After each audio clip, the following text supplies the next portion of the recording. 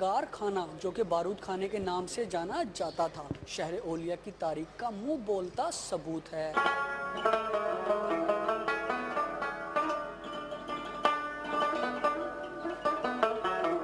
ولیوں کے شہر ملتان میں قلعے کے وسط میں واقع نگار خانہ جس کی شناخت تاریخ کے پنوں میں بارود خانے سے ہوتی تھی پر آج کے دور میں نگار خانے میں بدل چکی ہے۔ گنبد نما گلائی پر مشتمل یہ عمارت سکندر اعظم کے دور میں بارود اور ہتھیاروں کے لیے استعمال کی جاتی تھی جبکہ اب اس کی جگہ شہر اولیا کی ثقافتی تخلیقات نے لے لی ہیں۔